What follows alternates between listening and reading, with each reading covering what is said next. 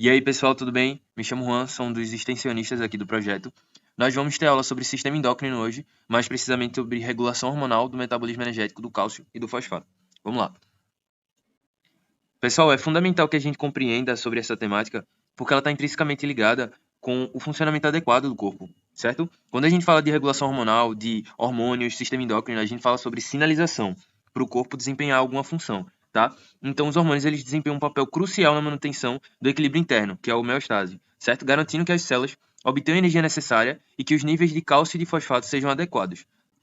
Nessa aula, camaradas, a gente vai entender a interação desses hormônios no corpo e entre si, e vamos explorar quais hormônios são esses, né? Quais hormônios envolvidos. A gente tem, por exemplo, a insulina, o glucagon, hormônios tireoidianos, paratormônio, calcitonina, etc. Tá? Acompanhe essa jornada de conhecimento para compreender a importância vital da regulação hormonal na saúde e bem-estar. Mas, pessoal, antes de mais nada, a gente precisa compreender o que vem a ser metabolismo energético, né? O metabolismo energético é o conjunto de reações químicas que ocorrem em um organismo para obter, armazenar e utilizar energia a partir dos nutrientes presentes nos alimentos. Então, ao ingerirmos um alimento, mastigarmos, enfim, dentro do processo digestivo, a gente acaba obtendo energia, tá? A energia ela é adquirida por meio da quebra de carboidratos, lipídios e proteínas durante a digestão, liberando moléculas que são utilizadas para produzir ATP, certo? Então, o que a gente conhece como os macronutrientes, eles são adquiridos através do processo digestivo ao consumirmos alimentos, e aí a gente utiliza o ATP, certo?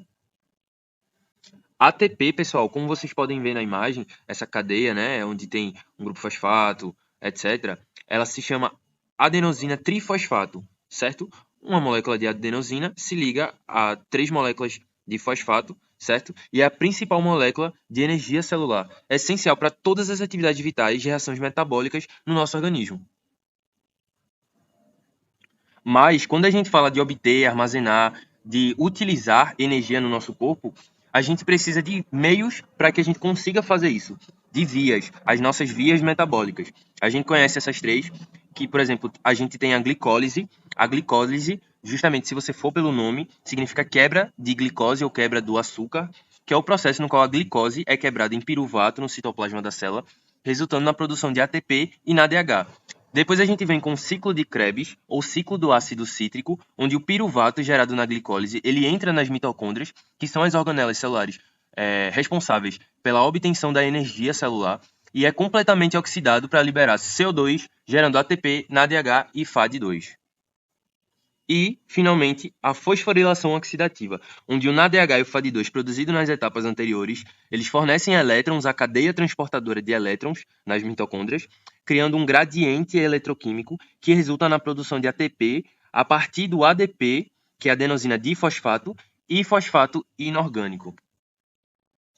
Agora que a gente entende como o ATP surge, a gente precisa entender para que ele serve, certo? O ATP a gente conhece comumente como a moeda energética universal das células, porque ela fornece energia para todas as reações químicas que mantêm a nossa vida, certo? Através da hidrólise, que é a quebra das pontes de hidrogênio presentes dentro da molécula do ATP, libera energia, convertendo em ADP, como eu mencionei anteriormente, adenosina trifosfato, e um grupo fosfato, que é usado para impulsionar as outras atividades celulares, como contração muscular, síntese de proteínas e transportes de substâncias. O nosso corpo, pessoal, ele está em constante movimento. Então, a gente precisa da regulação do metabolismo energético para a gente garantir o suprimento constante do ATP, da nossa energia. Então, é essencial para a gente manter todas as funções celulares e o funcionamento adequado do nosso organismo. Como eu mencionei anteriormente, um dos macronutrientes que a gente obtém através da digestão dos alimentos é o carboidrato, e ele é essencial para a gente obter energia no nosso corpo. Um dos hormônios que ajuda na metabolização desse carboidrato é a insulina. A insulina ela tem uma função primordial na redução da glicemia. Glicemia essa sendo o nível de açúcar no sangue, por assim dizer. A insulina ela é produzida pelas células beta do pâncreas em resposta ao aumento da glicose sanguínea após uma refeição. Sua principal função é facilitar a entrada de glicose nas células, principalmente nos músculos e tecido adiposo, reduzindo a concentração de glicose no sangue.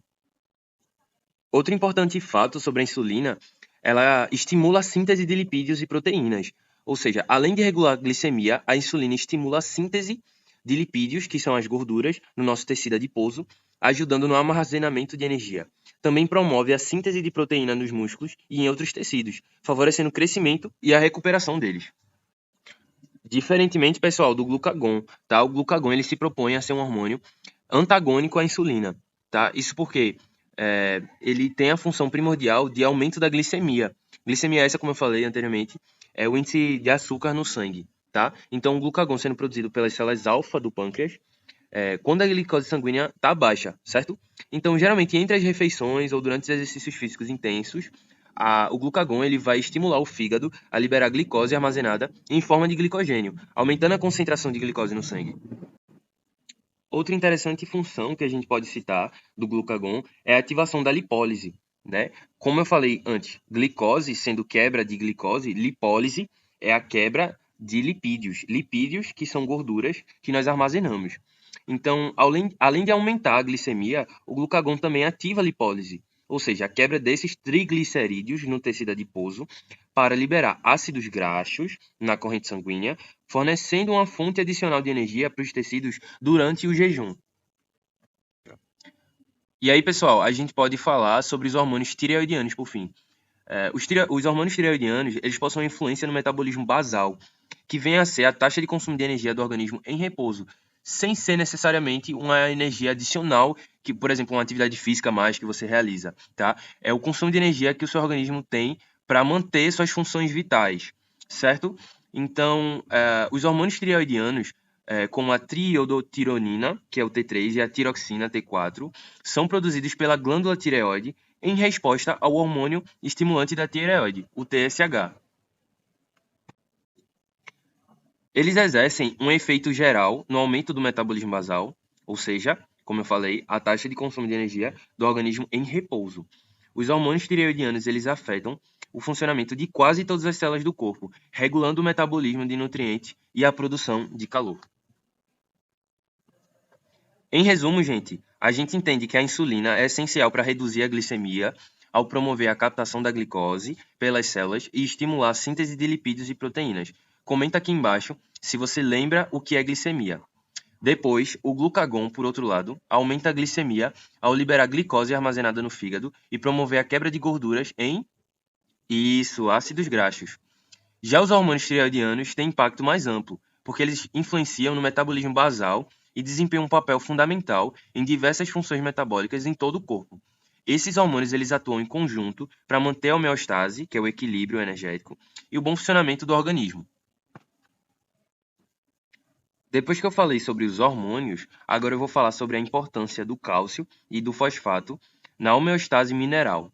Tá? O cálcio e o fosfato são minerais essenciais para o bom funcionamento do nosso organismo. Além disso, eles desempenham um papel fundamental na formação e manutenção dos ossos e dentes, na função neuromuscular, para quem lembra dos canais de cálcio, onde eles são liberados, se ligam às proteínas da troponina e assim fazem com que haja a liberação da actina sobre a miosina.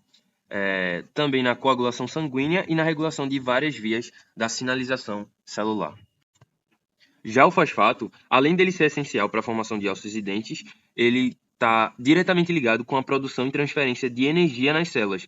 Como eu falei, o ATP, após ele ter uma hidrólise, né, uma quebra da ponte de hidrogênio, se transformando em ADP e um fosfato inorgânico, que ajuda justamente na produção e transferência de energia.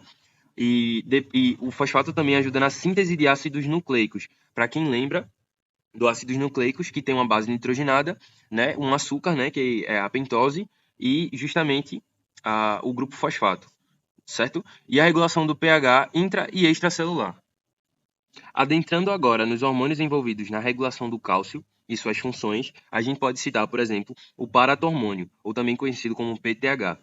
Sua função é o aumento de cálcio no sangue. O PTH ele é produzido pelas glândulas paratireoides, que ficam atrás da tireoide, em resposta a baixos níveis de cálcio no sangue. Sua principal função é aumentar a concentração de cálcio no sangue, estimulando a liberação de cálcio armazenado nos ossos, processo de reabsorção óssea, aumentando a reabsorção renal de cálcio e aumentando a absorção intestinal de cálcio. Já quando a gente se volta para a função do PTH no fosfato, por exemplo, é justamente o contrário do cálcio. Veja que interessante. Uma das funções dele é a redução da reabsorção de fosfato nos rins.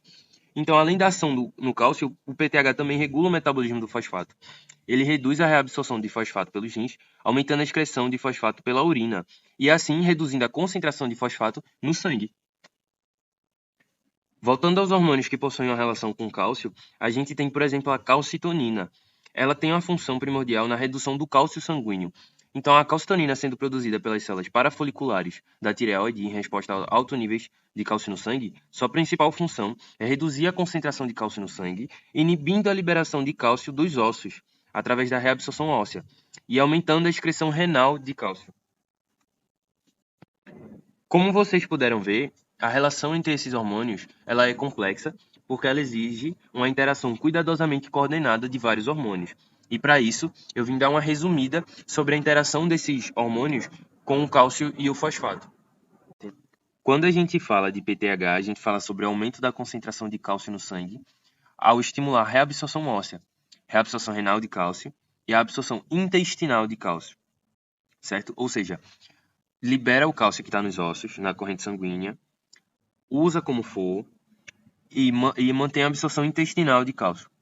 Por outro lado, a calcitonina é o efeito inverso, porque ela reduz a concentração de cálcio no sangue ao inibir a reabsorção óssea e aumentar a excreção renal, ou seja, impede que esse cálcio saia dos ossos e tenta liberar, ou assim, enfim, manter a excreção nos rins, certo? Já os hormônios tireoidianos, eles têm um papel fundamental no metabolismo basal e pode afetar indiretamente a regulação de cálcio e fosfato. Pessoal, finalizando a nossa videoaula, a gente viu ao longo da aula que a gente explorou a complexa e crucial regulação hormonal do metabolismo energético do cálcio e do fosfato no nosso organismo, tá? Recapitulando os pontos que a gente trouxe, que a gente levantou, no metabolismo energético, a gente compreende que o nosso organismo obtém, armazena e utiliza energia a partir dos nutrientes presentes nos alimentos. As vias metabólicas, como a glicólise, ciclo de Krebs e fosforilação oxidativa, desempenham um papel fundamental na produção da molécula de ATP, nossa principal fonte de energia celular. Em seguida, a gente discutiu os principais hormônios envolvidos na regulação do metabolismo energético. A insulina, reduzindo a glicemia e estimulando a síntese de lipídios e proteínas, o glucagon, aumentando a glicemia e ativando a lipólise, e os hormônios tireoidianos, que eles influenciam o metabolismo basal, trabalhando em conjunto para equilibrar, trazer o balanço, o equilíbrio energético do nosso organismo. Na regulação de cálcio e fosfato, a gente destacou a importância desses minerais para a homeostase mineral, a saúde óssea e diversas funções celulares. O PTH, a calcitonina e os hormônios tireoidianos desempenham papéis específicos e interligados para manter os níveis adequados de cálcio e fosfato no sangue.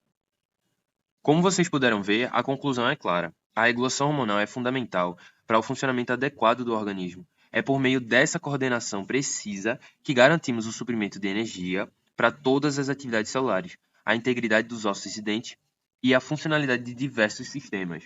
Tá? Portanto, pessoal, aprofundar o conhecimento sobre essa temática é essencial para a gente entender como a gente cuida da nossa saúde e do nosso bem-estar.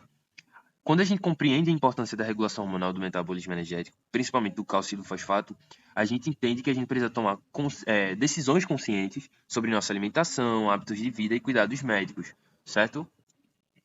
E isso permitirá que a gente alcance um equilíbrio saudável e uma vida plena, reforçando a necessidade, de novo, de buscar informações atualizadas e confiáveis sobre a fisiologia e a saúde. Muito obrigado, pessoal, pela atenção de vocês. Se inscrevam no canal, comentem, deixem o seu joinha e muito obrigado.